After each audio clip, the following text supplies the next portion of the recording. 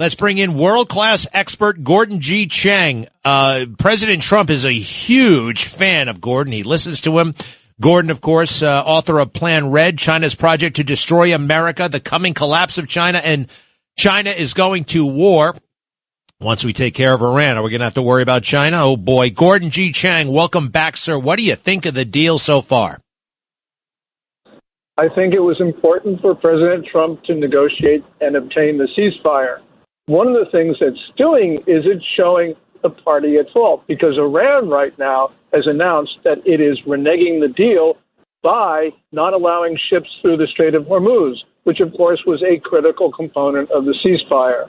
So this has put the United States in a much better position from a propaganda point of view. And that's important because Iran and China have been waging a malicious information war against the United States in connection with what's going on in Iran.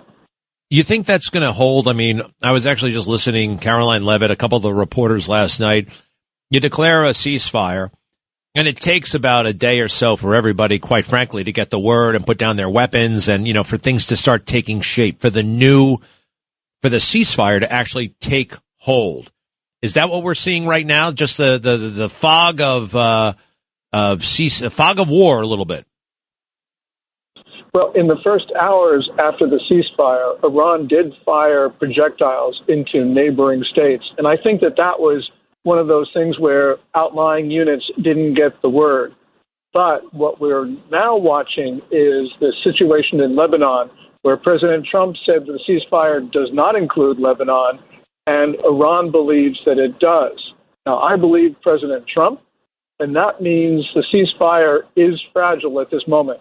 We'll see if the president can put it back together, but clearly the world is seeing that it is Iran that is the guilty party.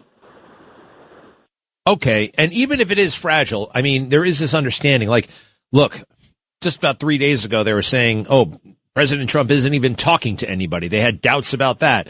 No, we've been talking to people. There are moderates over there. We've been talking to sane people. There are this Aragashi guy, I think his name is, the foreign minister. These things are tough, and there will be fits and starts probably. But overall, I'm just optimistic, and maybe I should tone down my optimism a little bit. Well, no, I think that this is going to put the United States in a much better position. Now, we don't know what's going to happen on the negotiation of these peace plans that have been going back and forth, but it shows that when the United States is determined, it gets something. President Trump, he does what he says he will do. And the important message here is that the Chinese and Russians are starting to understand that, because we are seeing Trump accomplish things that nobody thought could occur. So this is really good story for our country, Greg. Excellent, excellent, excellent. Now, do me a favor, this information war that China and Iran have been engaged in, what does that look like? Where have I seen it? I mean, I guess I know where I see it a little bit in the mainstream media. We wipe out their leadership. We wipe out their missiles. We wipe out their nuclear. We have total dominance. And some people are trying to portray that we were somehow losing. I mean, can you imagine if that happened to America, if they took out the entire cabinet, our entire Navy? Would we be winning? No. So what was China doing? What was the net effect? And what were they specifically doing with Iran in terms of propaganda? Well, for instance, on the 3rd, when we recovered our pilot, we saw Chinese propaganda say that the United States intentionally tried to kill that lost weapons officer who was in the ridges in Iran. This is malicious. This is clearly not a mistake on the part of Beijing's propaganda masters. They were out to deliberately lie, and they sometimes are successful at this. Now, of course, it was a 100% fabrication. We were trying to save that weapons officer. We actually did it, but the Chinese were saying we were trying to kill him. The other issue you point out, and is probably just as important, is that we have a lot of elites, especially in New York and Washington, who are trying to run down the United States, who will go to any lengths to criticize our country and President Trump. And we saw this with charges of war crimes, which we're not committing war crimes, charges of committing genocide. And yet you have prominent voices in the Democratic Party and also in the Republican Party who just hate our president and will say anything, no matter how grossly irresponsible. Yeah, no, it's really something else. And I wonder about these, the podcast bros. You know, I mean, we used to, there's something up. You know, I just found out that the Central Intelligence Agency is sponsoring Sean Ryan's podcast, right? Who's turned against Trump, turned against everything. And, I don't know. I wouldn't put it past our government to be buying these guys off or setting them up to begin with. They've done that before, Gordon. Certainly they have. So, all right. Going forward, you care to make any predictions? I predict the United States is going to prevail. I predict that over some period of time, and I don't know what it will be, the Iranian regime will not survive. And I think that when the regime does fall, there will be an era of peace in the Middle East. That after decades and decades and decades, we will see the Middle East flower.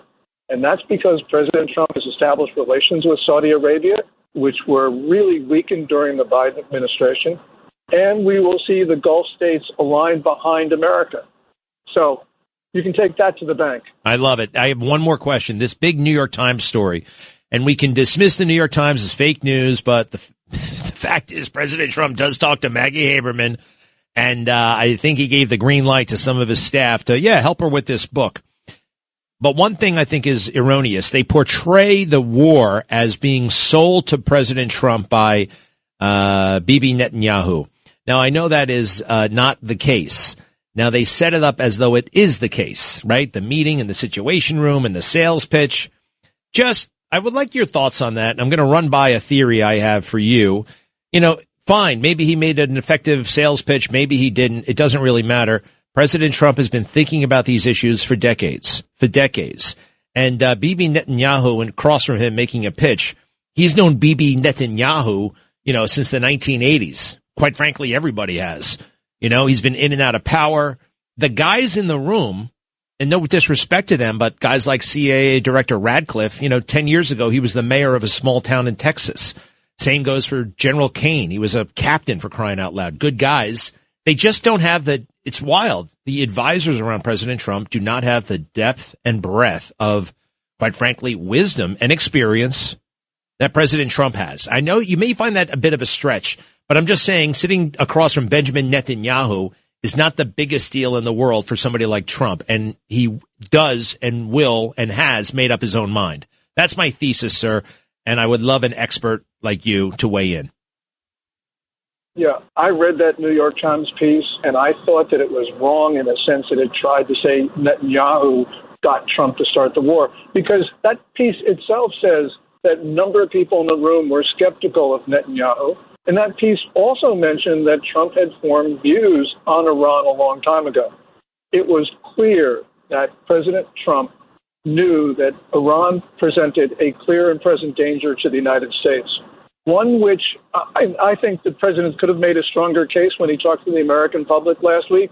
But clearly, President Trump, I believe, deserves to be in Profiles of Courage, John F. Kennedy's book, because he took steps that no other president would take, and that is to protect the American people from an Iranian regime that had ballistic missiles, perhaps that could reach the U.S., and also very close to having at least 11 atomic devices. So, yes, President Trump did the right thing, Netanyahu or no Netanyahu. All right. You're amazing. Gordon G. Chang, nothing like this guy. At Gordon G. Chang on social media. Your tweets are really something, man. Your tweets are amazing. And so are you. Give our best to Lydia, okay? I will do that, Craig, and thank you so much. You bet.